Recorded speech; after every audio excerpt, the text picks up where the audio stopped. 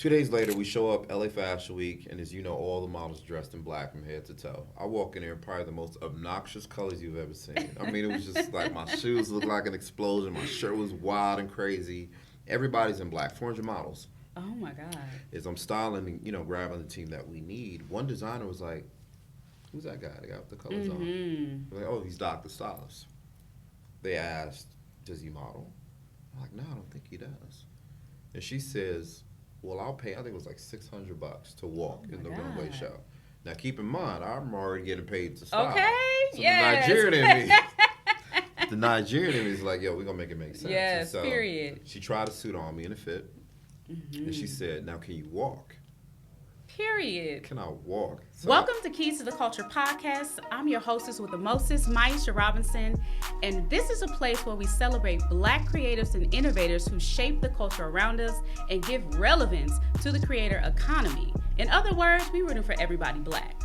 So, what is the creator economy? Before you ask, and I'm glad you asked, the creator economy is the economy. It is where creatives of all kinds are able to turn their passions into thriving businesses, brands, deals, and those viral videos are paying the bills. You know those TikTok videos, everybody's doing a little Uzi Vert dance? They are getting paid in the shade, and why are you not getting paid? So you're going to learn how to do that today. And on Keys of the Culture, we like to give shine to those who are doing amazing things. We call them culture change makers. And one of the people we want to shout out today is Virgil Abloh, who is an American designer, creative director for Louis Vuitton. He created his own brand, Off-White, was selling off the shelf, and he also had brand deals with IKEA and Nike. He is someone who made it pivotal for Black people in the fashion industry to thrive. He has created the blueprint, right? So we want to celebrate him. He passed in 2021, but we want to show him love and give flowers where it is due. But just like Virgil Abloh, we have someone today who is a moment. He is a fashion icon. He is best dressed, and he is no other than Dolan Doc Adewole. And I want to introduce him today because he is so important to the fashion industry. And to give a little background on him, he is a social entrepreneur. He is an established brand ambassador. He has published both locally and internationally over 30 times, 30 y'all.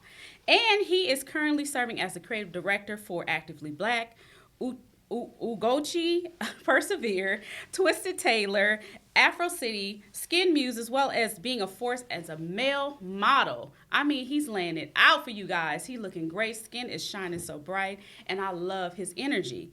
Doc has appeared in such prestigious runways as New York Fashion Week, LA Fashion Week, San Diego Fashion Week, BET, and many others. And now he is transitioning to the host. Hello, Doc. Greetings. Wow. The You need to do DOC. all of my intros from here. I on out. did. I appreciate that. That's love. I received It's that. the DOC. DOC's in the building. Yes, and Yeah. I'm so happy you are here today. And one thing people don't know is that I met this man about 2 years ago at the Black Women Appreciation Brunch, which is happening again soon, and I will be in the building as well. And when I seen him, I said, this man can dress. This man is a star. He smelled good, y'all. He smelled good right now. But we want to give him some shine today because I feel like his story, his journey is something to be talked about. So I want to ask you one question before we get started. Sure. When did you know that Black creativity is the culture? Wow, that's an excellent question. How did I know? When did I know that Black creativity is the culture? My first job, an internship at LACMA, which is the LA County Museum of Art. It's the one with the fancy big lights on the outside. I grew up in South Central primarily, and I would travel after lunch all the way to the museum, study art, and present it. And at the time, I'm traveling with the rag in my back pocket, with the Chucks on, with that type of energy because that's where I grew up. That's what I was very familiar with. And I saw how I was received. Yeah.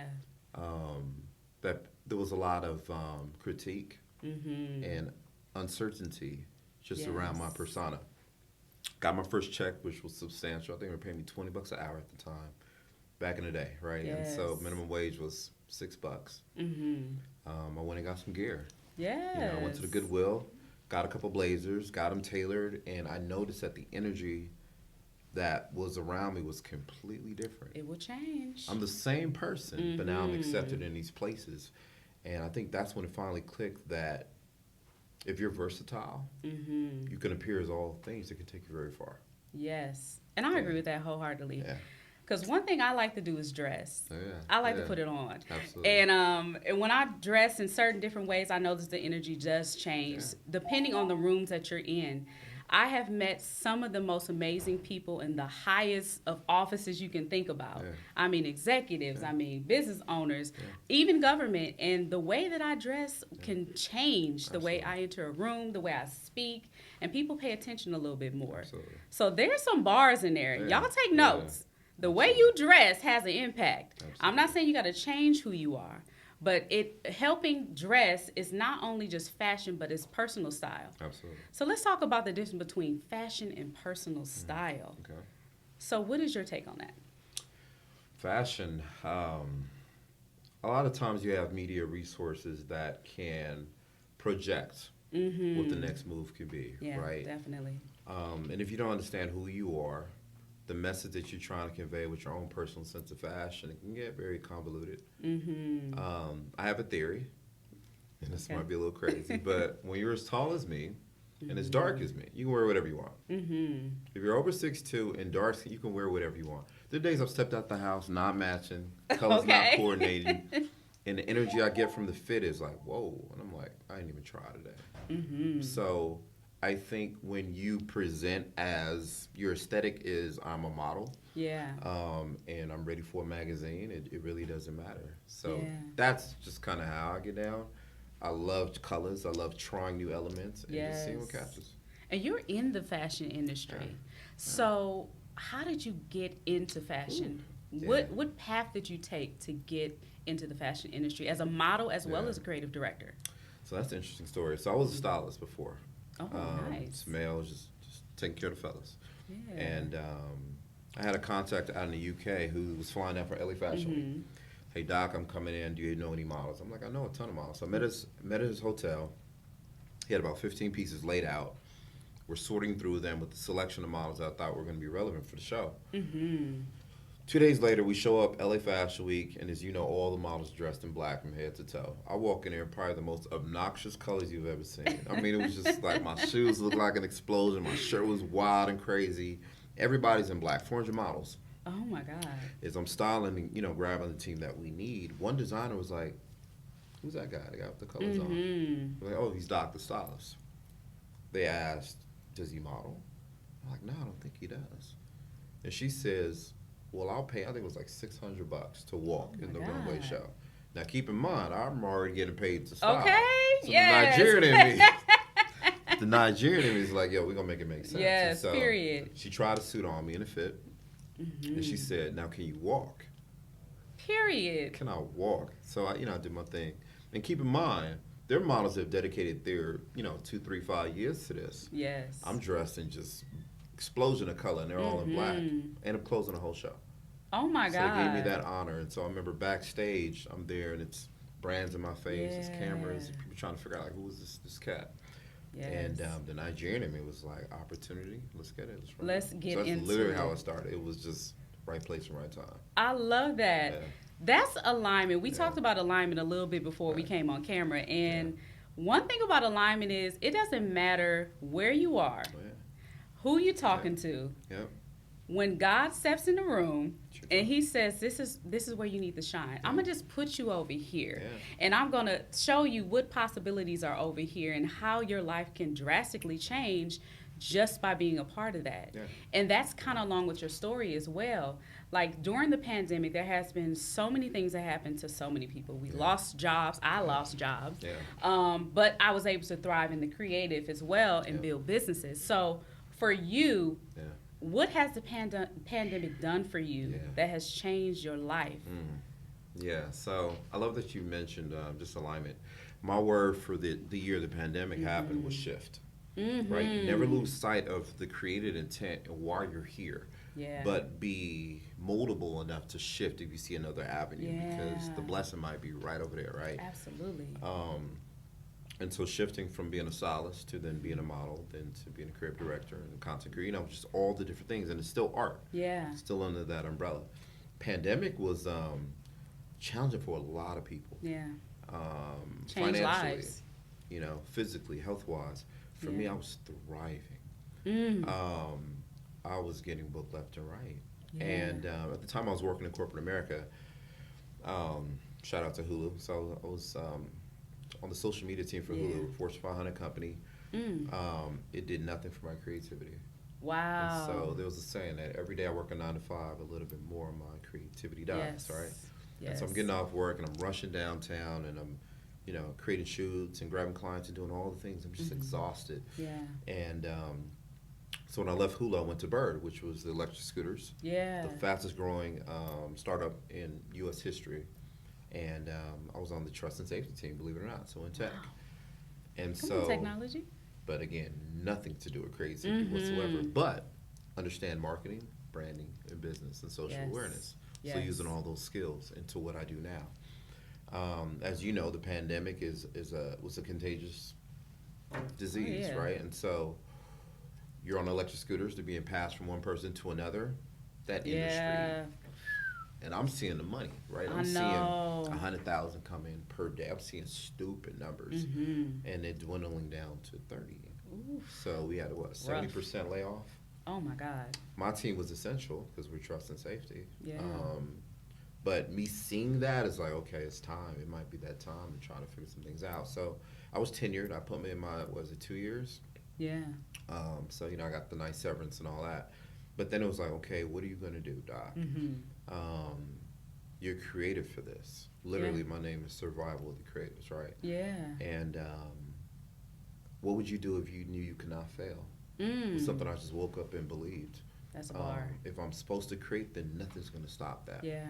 Not doubt, not fear, not insecurity, not finances. Born for this. And so I started creating things that I was passionate about. Yeah.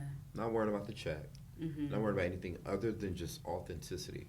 And in that, there were a lot of brands that saw alignment, and they were like, wow, who paid for this? I'm like, oh, I wrote the script, I shot the script, I edited it, I did the voiceover.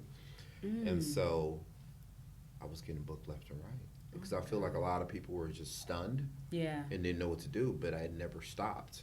If you're not paying for it, I'm creating what I'm passionate about. Absolutely. And then my brands just continue to grow and grow and grow.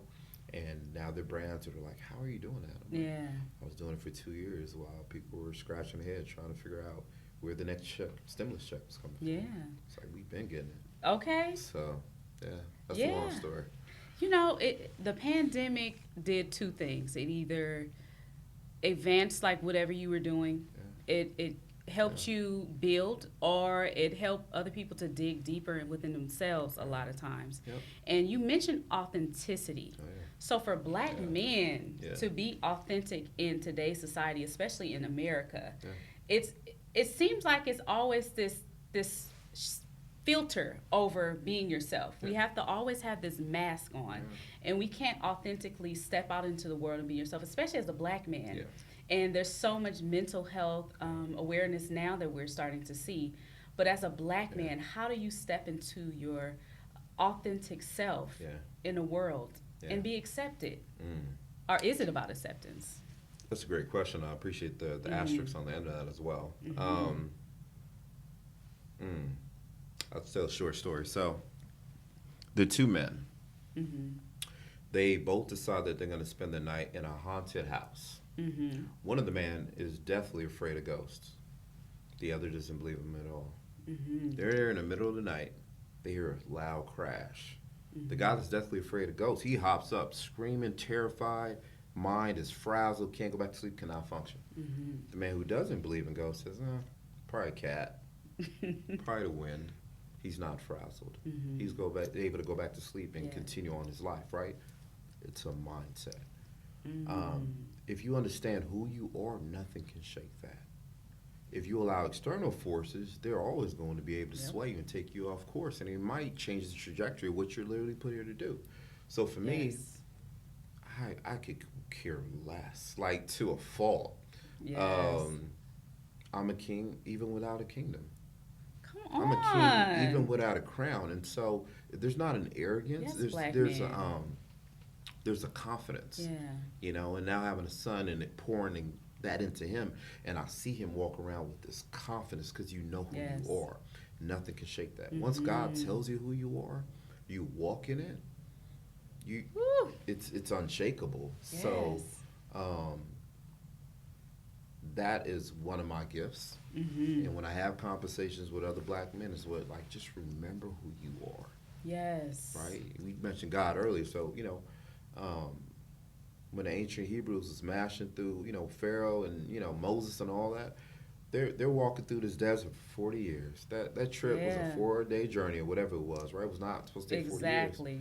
And so when God is talking to them, trying to figure it out, he didn't say y'all just some bums or some sinners. He said, you forgot. You forgot. That's all he kept saying. He said, you just kept forgotten. So it's on us to just really remember who we are and don't allow the world to tell you. That's a bar. Yeah. Hey, it's your girl Maisha from Keys to the Culture podcast. Are you a creative building a brand and want to take your business to the next level? Then listen up, because I got some exciting news for you. One of the fastest ways to reach your target audience is to promote on Keys to the Culture podcast. Why? Because we have some of the biggest names in the game, from musicians to CEOs to creatives and bosses of all kinds. So this is your chance to tap into our audience to grow your business to the next level. We work with small businesses as well as newbies in the game. So don't worry if you're just starting out, we got you covered. Are you ready to promote on Keys to Culture podcast? Well, click the link in the bio to promote today. That's a bar. And I had to learn it for myself. Yeah. I had to remember who I was. I had like a really traumatic situation that happened a couple of years ago. And this is like my first real traumatic situation that happened in my life. And I had to remember, and God reminded me who I was. I had to say it every day. Mantra, I'm a good person. Yeah. I'm a beautiful person. I'm intelligent. Yeah. I'm kind. Yeah. And I had to say that to myself every single day, just as a reminder. And for you, you have a son. And you instill those great qualities in him to be a black man, to understand that he is a king. Absolutely. So with having a son, how has your life changed from being a father? Everything. Yeah. Everything. Yeah. And shout out to his mom. It was her birthday yesterday. Obviously, we're no longer together. She's an incredible mom, incredible person. And we have a great friendship built on, God put us together, raised this incredible boy. And so we locked in. Shout out to black women in general. So I had a very extremely traumatic, painful childhood in relation to my dad. My dad's a PhD, earned from USC. He has 4 master's degrees. He's the most intelligent man I've ever known. Yeah. As far as emotional energy, non-existent. Yeah. So me growing up being a ball player, winning a city championship, doing these things, getting scholarships, and an artist. Oh, yeah. He was like just disowned, like literally. And so a lot of my art is stuff that I've always wanted to do, but I just could not do it because he just didn't approve. And so physically, verbally, emotionally, spiritually abusive. Like I have such a hard, skin now, because if I could take a whooping or beat down from my pops, ain't nobody in the street touching me, right? Yeah. So growing up with that, and now having a son, and not having a blueprint, not having the tools. Yeah. I pray every day, let me just love for one day. Absolutely. Just give me it, because that's all I got. And so now having this responsibility, and my son he is, and God made this really obvious, he is me with a chance. I didn't have a chance at all. To me, being here is literally a miracle from on high. And so I am not going to fumble that. Yeah. My greatest fear is failing him and dying alone. Other than that, there's nothing I fear. And so every time, every touch, every conversation is so intentional. Yeah. I've been telling him since he was in the womb, you're going to be the greatest man alive. Oh. And this is what it looks like, to be compassionate, to be in touch with your emotion, to protect your mom. You know what I'm saying? He embraces it. Yeah. So when you see him know that, if you think I'm dope, he's going to be a level. Yes. And he's embracing it. He's a change maker. He really is. Yeah. Indigo beautiful. Child. Yeah. That's beautiful. And it's a lot of black men who don't have that. And they are trying to figure out life, how to treat women, how to have relationships, how to be emotionally available, how to deal with their emotions. And Yep.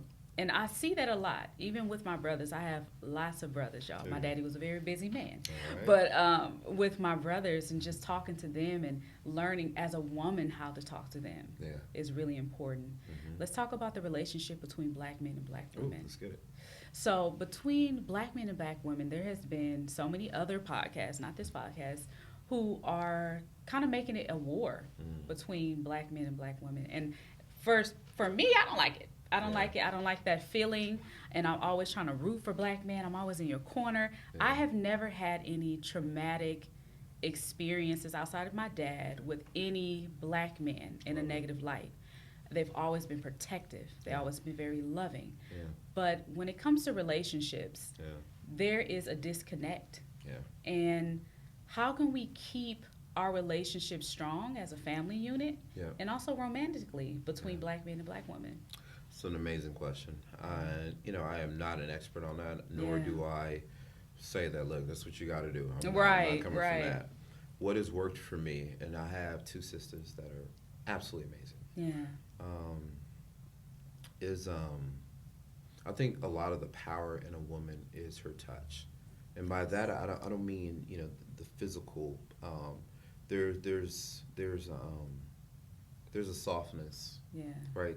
The most attractive quality in a woman for me is her compassion. I'm around models all day. Everybody's fine in LA. That is nothing for me. Right.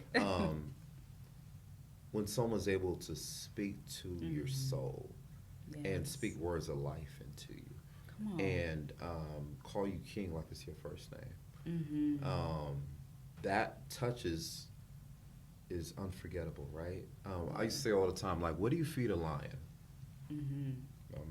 I'm a full-grown African lion. What do you feed a lion? Yeah. And they would ask him meat. Nah, why'd you feed a lion meat? He's an apex predator. He could do that with zero effort. Mm-hmm. Meat is the easiest thing in the world to get. Yes. You feed a lion peace, Okay. right? Because in those tribes, it's the lion, the male lion, that rests most of the day. The women are out there handling business. Yeah. The male rises up when it's time to rear the children, Mm-hmm. gather them, teach them how to hunt. And when a foe comes into the pride land, he rears up and he handles business. Now he has to go back and sleep and regenerate that energy, right? Or all is lost. So when he comes back to the crib, he needs a substantial amount of peace in order to be who he's supposed to be. And Beautiful. so meat is the easiest thing in the world. Yes. Dangling that's the easiest thing in the world. So I think us doing a better job of really valuing, right? You can't praise what you can't value. Yeah. I can praise black women because I value black women. I see them. It's only black women for me. So, Okay. I love that. no apologies whatsoever for that. So having that understanding and just really being open to the Yeah. conversations of Mm-hmm. what is it you need? What are some areas? What are some lacks you see in me? Yeah. And when I say being open, like not ready to respond, Mm-hmm. being a better listener, being a better person that can comprehend the information as well, and leading with humility. Like, hey, here are my faults. Here are my red flags. I'm laying them out on the table, and let me know we can still build something. See, I did that and it didn't work. Yeah, you lay out the red flags. Hey, I put everything on the Man. table. It didn't work, baby. yeah. And again, look, Yes. I'm not a doctor. I know. I Play know. one on TV. It's hit or miss, and I'm a huge fan of therapy. Yeah. You know. Oh, yeah. I did therapy secretly. Yeah, Yeah, I did that secretly. love it. Yeah. Because those conversations, a lot of times we just don't have the tools to navigate it. You know, and people aren't really real. Yes. You know, I'm so real. It's like it's shocking at times with I my understand. conversation dialogue because time is not something I have a lot of. Mm-hmm. It just isn't. And so communicate. Yeah. Lay it all out, all your cards out, and then you give the other person the opportunity to decide if they can actually align with that. You know, I don't think that's fair. Treat I love everybody that. like they're your sister, like really. No, seriously. Yeah. Yeah, I love that too. I'm the same way. I'm very honest Yeah. and I'm very transparent when it comes to dating. Yeah. And I'm all about building black people up. Whew. That's Yeah. all I'm about. Yeah. I feel like it's a kingdom that we have to build back up. It really is. And with that being said, Actively Black, I feel like this brand is encompassing all of that and more. And I want to know, how did you get involved with Actively Black? Yeah, dang. That was an interesting story. So, there are a lot of brands that reach out to me just to model. And my mindset is, I can model, I can do that, but I got a lot of other gifts, right? Yeah. And so when the CEO, shout out to Lanny Smith, just an incredible black man. He's literally Wakanda's finest. Yes. He reached out, and at the time I didn't realize that this man has like 9,000 text messages on his phone, legit, that he has to respond to. But when he reached out, he DM'd me. He's like, "Hey, bro, I love your work. Boom, boom, boom. We love to book you for a shoot." At the time, I just shot with Milano. Shout out to Milano as well. Incredible black woman doing her thing. And my pay for that was pretty incredible, I must say. She definitely took care of everybody. So price went up. Okay. Yesterday's price, right? It's not today's price. When he reached out and he asked what my rates were, I showed him what my rates were according to the work that I've done, right? It's my resume. Of course. And it took like maybe 4 days to hear back. And so I'm thinking like, dang, it's a black-owned brand. A lot of times black-owned brand T-shirts and whatnot, they just ain't got it. So I did my research, went on the website, read all about it. I'm like, yo, this is phenomenal. Yeah. This is what I've been looking for. I've done it for all the other brands, but never one that was black-owned. That was unapologetically black. Yes. So I reached out on the 5th day, and I said, you know what? If it's a finance thing, I'll shoot for free, bro. Let's just run this. Wow. And it took another 2 days. He got back to me. He's like, no, bro, that's not it. I'm going to pay you your worth. Yeah. He says, I was just on planes and trips and flights. So he booked me. Went in there. I was on an ox, created the energy, the environment. Shoot went amazing. I'm leaving home, got paid immediately, my full rate. I'm like, wow, this is dope. I'm here for that. Yeah, he's like, you took care of it. Yes. I'm halfway to the crib. I get another text. Hey, are you free tomorrow? We got something else I want to shoot with you. Wow. I was like, yeah. I said, yeah, before I even looked at my schedule. So we ran it up. And as we're chopping it up, because I had a clothing line as well, so I know a lot of the hiccups and the things to be aware of in that process and what it looks like from what you need from your models, right? Yeah. Everybody wants you when you shine it. Oh, yeah. But who has a shovel? Who's digging, right? Who's doing the work? Because they see the trips and the glass house and all the things. People don't see the grind. Oh, yeah. Right? And so me literally let them know that, bro, whatever it is you need. Yeah. And so from that, did a couple shoots, and then he's like, I think the conversation that happened about me being a creative director, and I sent the resume. He's like, bro, you did all this? I'm like, oh, yeah, I get down. Yeah, that's what I do. And then that was the next conversation, bringing me on as our lead model and creative director. And so today it actually is dropping the kids line, which, I was able to have a huge part in, brought my son into, so, he got signed as well. It's legacy season. Yeah. So that's my start with Actively Black. Okay, legacy season. Oh, yeah. What does legacy season mean? We need to expand on that a little bit. Yeah. When you think about, different hierarchies that have been throughout the Western world, you think about like Great Britain and Irish, and these family crests. Yeah. Like these very significant things where you can understand your lineage once you see that visual. So legacy for me is, why aren't we establishing that? What is going to carry your name forth so when people see that they identify with greatness? Yeah. So not only identify with greatness, but also understand that that's protected, right? And so there's nothing foul. No, it's literally a kingdom. Yeah. And so, I love that, kingdom. Yeah, is the king greater than the kingdom? The king is, the people love the king. Yeah. There were kings that were just tyrants and doing weird stuff and all that, but getting back to like real kings and queens and then raising young princes and princesses to establish our legacy and say, we are establishing and we're not allowing anything external to. So that's what it means for me. Yeah, because we're all about generational wealth over here. Yeah. And I love the fact that you said it's protected. It's your name. You like doing it for your last name. It's not your first name. Oh, yeah. Because after we dead and gone, our names, our family legacy will live on through the generations to come. So it's so important that we lay that foundation now and we lay out the legacies that we need to as far as generationally, financially, spiritually, emotionally. And building that amazing connection between our family bonds, which I think has kind of gotten lost a little bit, as time has progressed. If we've seen Black people in America specifically from the 70s to now, Yeah. and how the black families have changed. Yeah. It's quite different. And the Yeah. conversations I've had with my mom about my grandparents and everything about them, and I really want to get that back. Yeah. And that's something I've been searching for, to have that back. And I started that too. I had a clothing line too, Oh, wow. and it was called 2021 & Co. after my grandmother's address, 2021. Okay, dope. So it's just living on through that. Yeah. And as a creative, myself, I've had my hand in a number of different things, but you are a creative director in multiple different things. So when it comes to a creative director as a occupation, Yeah. as your career, Yeah. what are some things that you had to Yeah. learn along the way that have shaped you to being successful? Yeah, that's a great question. Yeah. There's so many different points. One, it is a career. So I think for anybody that's, passionate about what it is you do, there are classes and courses, there's a lot you can do in that. And I think that growing up in inner city, we really didn't see those things as options.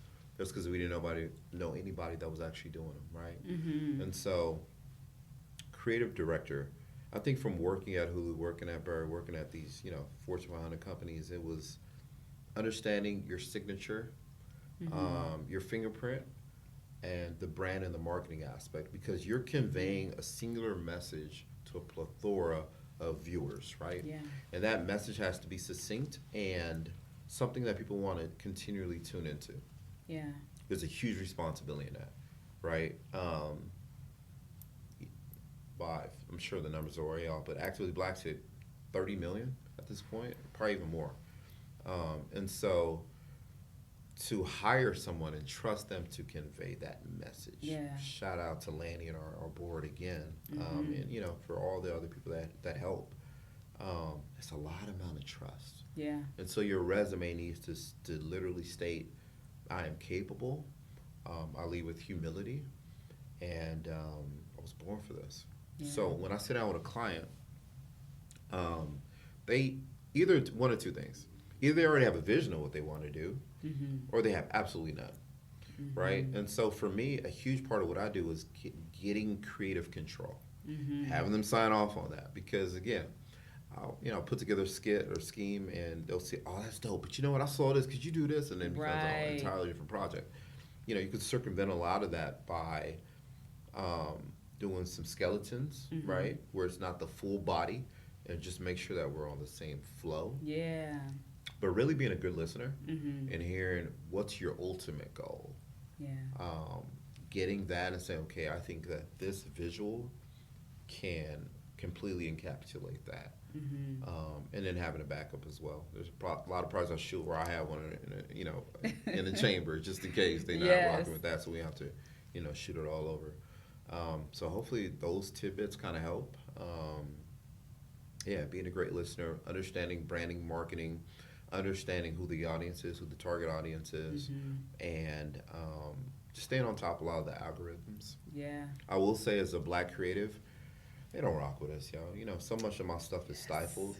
Ever since I worked with Actively Black, like my numbers have dramatically dwindled. Do I worry about numbers? No, because for me, my social media is a black anthology. It's not an Instagram page. Okay. It's a library. Yes. It's a museum. It's a resource. Absolutely. So, yeah.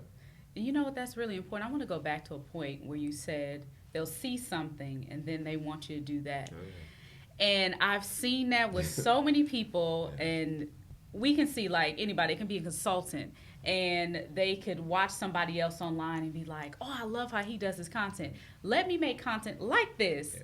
And it becomes a mirror. Yeah. And then the really interesting thing about that is that when people see someone say something, it only reminds them of the original. True. So when I hear you regurgitate something from somebody else, or images or something you're doing, I think about the original person. Yeah. So when it comes to branding, marketing, content creation, I feel like you understand that fully, because a lot of people don't when it comes to businesses. Yeah. And I'm a consultant as well, and I talk to people about it all the time, and it's confusion when it comes to that. Oh, yeah. How important it is to create a brand before you start to push out any marketing material. Let's talk about that. It's imperative. Yeah. My DMs are flooded. I mean, to the point of, help me get here or put me on or these conversations. And so I've learned a long time ago, you know, you put on your homies that are ready, that have shown that they're actually doing it already. Oh, yeah. Not projects. The world is moving way too fast to start a project. Come right? on. No one's being discovered. Right? It might be 0.5%, right? Show me your work, right? Yeah. I tell my son, again, back to my son, shout out to Noel.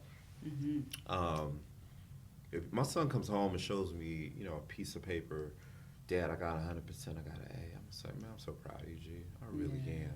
Can you show me your work? Don't show me an A. Show me how you got there. Because I need to understand that you fully understand. I'm not even worried about the grade.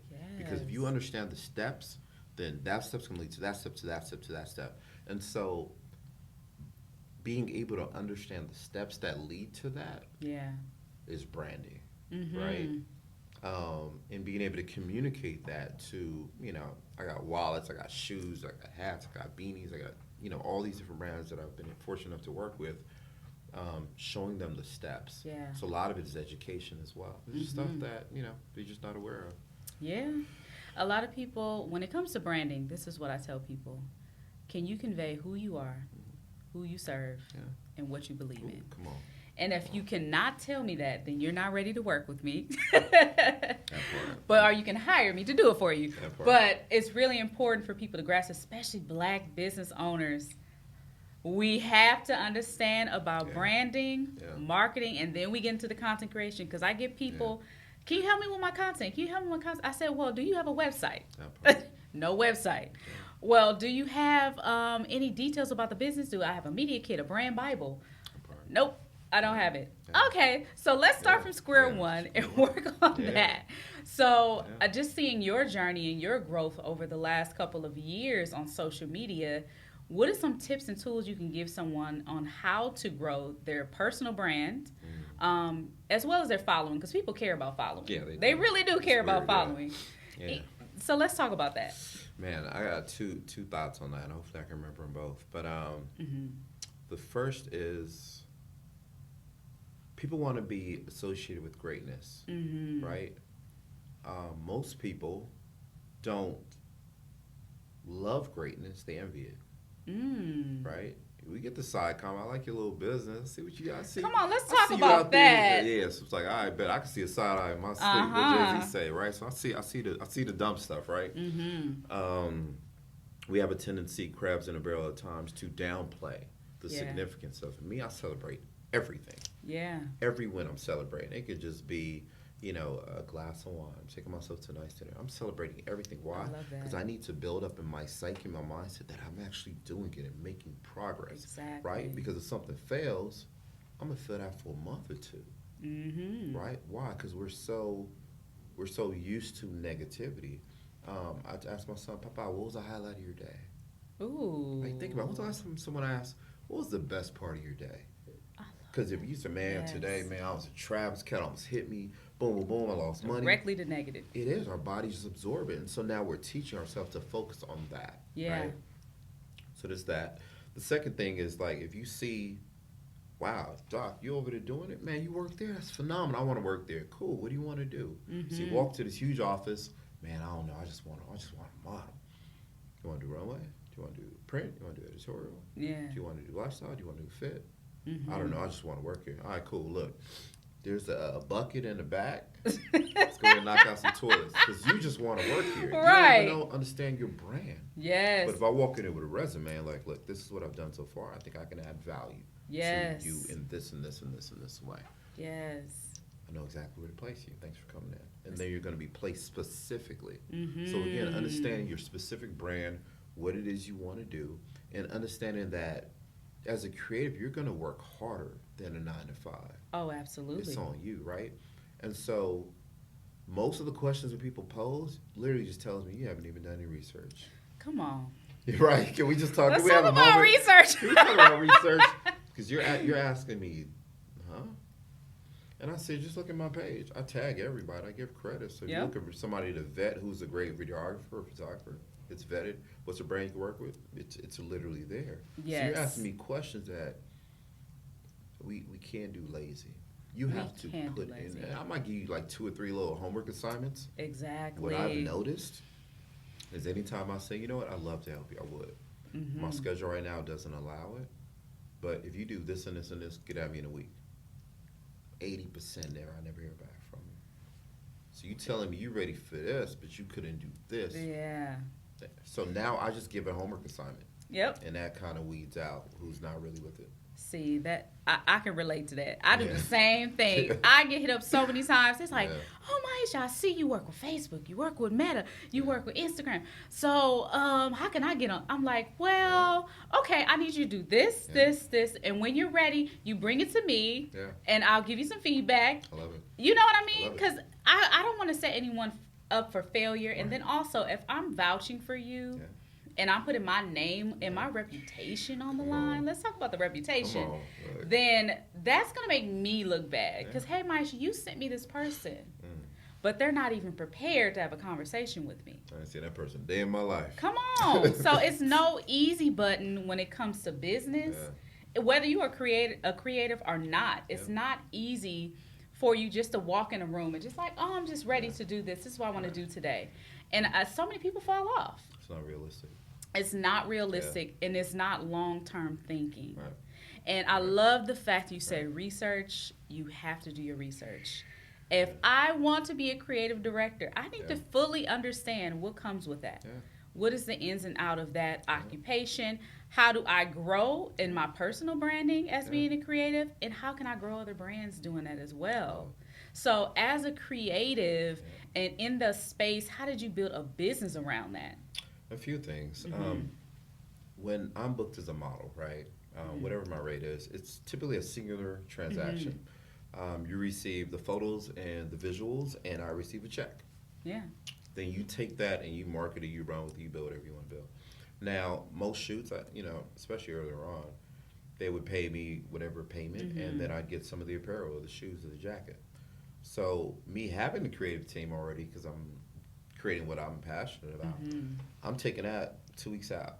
After the shoot, let's put together a little something, right? Yeah. And so then I put together a scheme or a vignette, a set, and I post it. I tag everybody appropriately. Then the brand's looking at that like, yo, that's actually doper than what we hired and paid $5,000-$10,000 for. Who put this together? On the tags is creative directed by Doc, right? Period. So that's how I started out. And so the next conversation is, I'm not sure if you know where, but not only did I book the location, I booked the models, I booked the MUA, I booked all these different things, and this is the package. Wow. So a brand that's really, sentient and aware is going to say, if I hire a creative director and I'm paying them, it's the rate, $100,000 a year, $115,000, it's decent money. Looking at creative director, you're paying one person, and everybody has blinders, right? Yeah. For their vision on what the brand can do. But as a brand, if I have a suit line and I send Doc 5 suits with the $7,000 stipend, create content. Now I'm in the greater city of LA, and I have connections with some of the best models in the city. I can put together scripts. So now you just spent $15K with the suits and everything included, shipping and all that, as opposed to hiring your boy for $100K. Yep. Now you have my vision that he couldn't even imagine. Yes. Right? So there are a lot of brands that saw value in that. So then I was at a point where I had 7 different brands I was creative director for. Oh my God. Creating sets, paying on homies, putting everybody on, boom, boom, boom, and creating these contacts. Come on. That's literally how I started. Oh my God. And for me, again, it's add value to whatever you touch.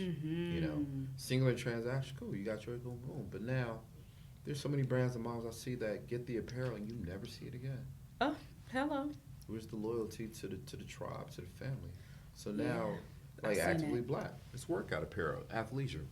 So now my posts, you see me tagging and working out in it. Yes. I actually love it. It's actually gang now. Yeah. Right? And so loyalty, especially when you're doing numbers that these brands are doing, everybody want to work with you. But everybody's not gang. Nope, they're not. Right? So you're going to roll with the person that's actually representing and wearing the colors and writing for gang, or you're going to roll with, the Willamia and all the other models that just want the opportunity in the check. Exactly. You, come here. Yes, you. Have you been struggling to stay consistent with your content? We've all been there. You told yourself you was going to post about a year ago, but you have yet to post today. But don't worry, I got you covered. Introducing the Ultimate Content Calendar Blueprint. It is a guide that will show you how to stay consistent with your content for the next 30 days and beyond. It's filled with tips, tools, and ideas to help you take your content to the next level. And guess what? It's completely free. So don't wait because it's going to go out fast. So make sure you download the Content Calendar Blueprint today. I agree. Now, when it comes to Black people in the creator economy, now this has been a subject over pretty much the pandemic, before the pandemic. There are so many talented Black people in so many amount of ways: music, dance, fashion, film, etc., etc. We are the culture. Let's be clear. We are the culture. But it seems like everything we do is copied and pasted, and we are not getting credit. We don't get paid for it. There was a young lady that made a song. It was an infectious song. It was like a kingdom anthem, and it went viral everywhere. Beautiful voice. Another man of another ethnicity took that, and he started getting paid off it from TikTok. Now, TikTok going through some things right now. In America, we don't know if it's going to get banned. But with that being said, like, how can Black people take ownership of their own content? Yeah, great question. And I think it's something that Actually Black is exploring and doing. When that man, Lanny Smith, again, shout out to our CEO, literally told me, I will pay you your worth. Like, most brands were like, bro, I ain't got it. Even to this day, I got boys that have done brands, like 3 conversations last week. I'm like, man, that sounds incredible. I love to help, boom, boom, boom. What's your creator budget? Oh, well, I ain't sold none yet. But you work for it, right? Like, that has to be something that you incorporate into everything. What's the budget? Or don't even, like, I shot a Gucci campaign last year, My resume speaks for itself. Come on, Gucci. And I'm okay with bringing up my resume. Period. Right? So I'm okay with negotiating. I worked in corporate America. I'm absolutely getting every dollar that's afforded me based on what I've done. Absolutely. So I think Black people being able to flex their resume, show your work season, show me your work. And realizing that you mentioned that we are the culture. I don't know what the numbers are, but as far as Black spending power, billions. I'll tell a brief story. So my sister went to Yale. Shout out to my big sister. She's a medical doctor now. Super intelligent. Again, follow my dad's trajectory. Come on. I don't care about Yale. Okay. Right? I mean, it's amazing on your resume, and shout out to you for that. There's something in us that's, when we hear that, a white or, Eurasian, whatever, institution, we're going to give a greater credence and, worship that because of what's associated with it, right? As opposed to someone who went to Cal State Dominguez, that guy has the same degree, that's still a medical doctor, that's doing it. Like, for me, it's always been, we're not pumped off of that anymore. Because if we have billions of dollars spending power, the moment we start looking at Black-owned brands as, that's that, not what they tell us is. These rappers, they don't represent us. They haven't. There's a reason why they're getting paid what they're getting paid and wearing what they're wearing, right? To say, this is your culture, eat it up. Right. These red boots that's going on right now. Talk about it. Let's talk about these red boots. We talk about it. Look, as a stylist, what's going on? Because there are some black brands that actually have shoes companies. One of my really good friends, Dr. Dapper, has a shoe company. Very great quality shoe. We have Enzo, which is another black brand. There's a couple of other ones, but we don't put their brands on a pedestal. And I like how you mentioned that. A lot of times when it has a white face, it screams more value to us. And we internalize that. And that's something that has been passed down too. Because I've heard so many people, even within my family, I'm going to be clear, my family too, where it's, that's a white people neighborhood. That's a lot. That's good money. I'm like, but wait, somebody black is trying their best over here. Let's try to support him or her. Because I shop black. I try to promote as much as I can for Black brands, and I try to make the experience better for us too. I give advice all the time, and I think it's really important that we just give back to our people in a positive way. It doesn't always have to be monetary. That part. It could be advice. It could be taking our time to give them some feedback. Hey, I seen you started this brand, but I think it'd be great if you tried this. You know, not in a negative way, but just giving back in that way is really important to us. So what is some advice? Because you're a model too. Let's not get it twisted. This man is a whole model. So we want to talk to the models out there. There's a lot of people who hit me up in the DM, and I hit you up and ask questions like, hey, my friend's trying to model. So what is some advice you would give someone who's trying to become a model? Wow, I get asked this a lot. One of the first questions for me is why? Like really why? Are you chasing fame, notoriety?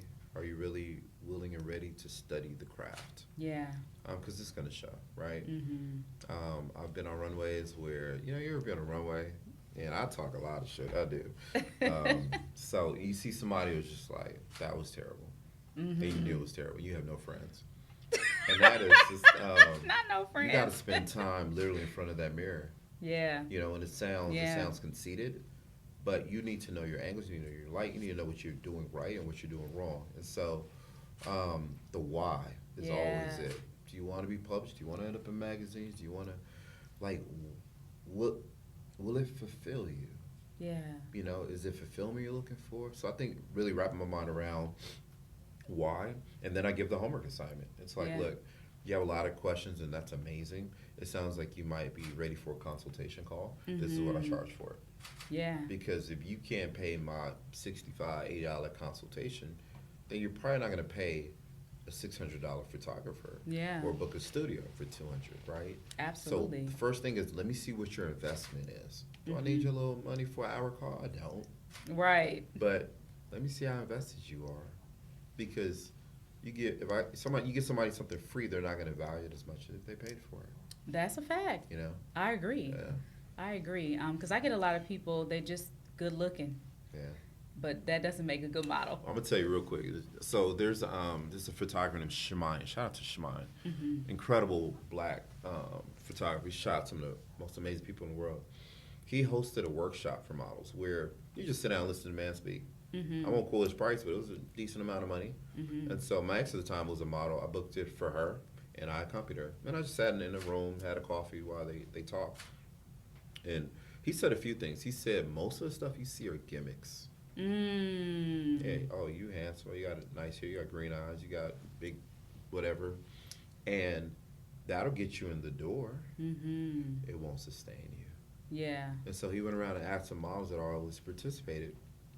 And he asked them, what's your brand? And most of them, well, they were stuck. And then he would pull out their social media and look at it. He says, by the first 3 rows, y'all should be able to look at it and tell exactly who it is you are. I'm not here to do no guesswork. Exactly. I got a $30 million company. We are not out here trying to figure out how much ice cream you like or, whatever it is you got going on your social media. And then, the young lady he asked at the time, she was stuck too. And I felt bad. I was like, I was got paid for it. But then he asked me, he's like, Doc, what's your brand? And I told him. On the spot. And he said, when I look at you, that's exactly what I see. I said, I hire you on the spot. It's not a confusing message. I'm a masculine, high-end fashion model. Absolutely. And I carry, and I carry my posture, and this is what I can bring to the table. And that's what I read. When you walk in the room, that's what I see. Appreciate that. Exactly. So what is missing in the male modeling world? It's the face for me. I'm going to sound so biased, but, man, do I really want to tap that question? I think every brand knows what it is they're looking. Let me take the PC approach. Every brand knows what it is they're looking for. And they're going to hire the talent that they think best fits their schemes.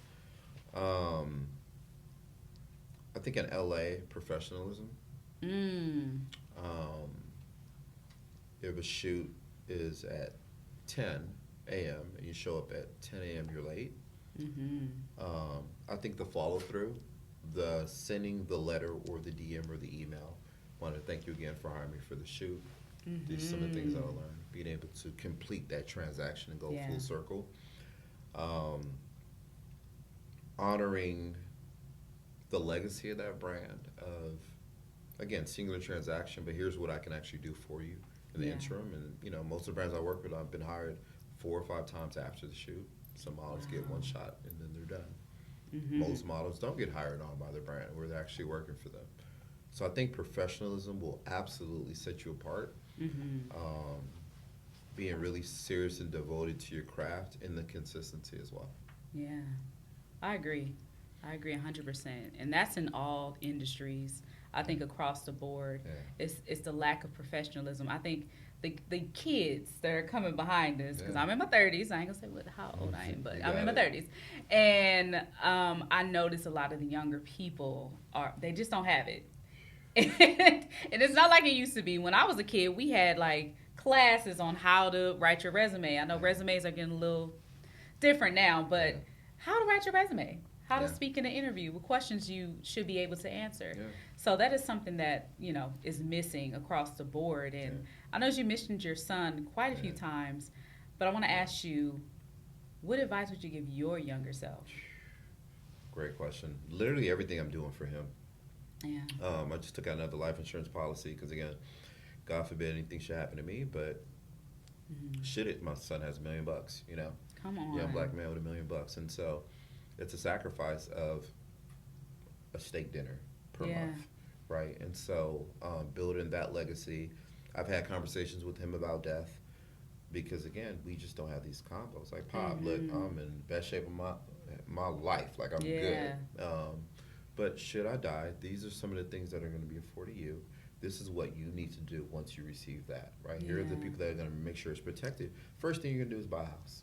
Whatever's left over, you can have my whip, so you ain't got to worry about a house or a whip. You're going to keep that crib. You're going, you know what I'm saying? So he has a plan. He's already wrapped his mind around of ownership on what those next steps do, because with his looks, with his intellect, he's going to be so far ahead. And he's a light, he's a leader. So a lot of those things, right? I believe in controlled exposure.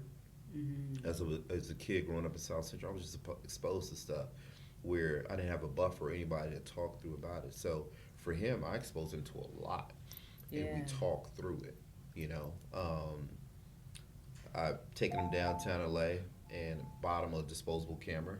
Shoot whatever you want to shoot, and then we shoot it, and then, you know, a week later we'll print them all out, and then we're looking at all the images. That's a great shot. That one's a little fuzzy, and so now his mind's a photographer, because that's a skill set you can take anywhere. And if you decide to go into it, you have a skill without even knowing it, that you can make a G a day, right? And so those intentional investments for sure. So I want to ask you one last question. What's next for the DLC?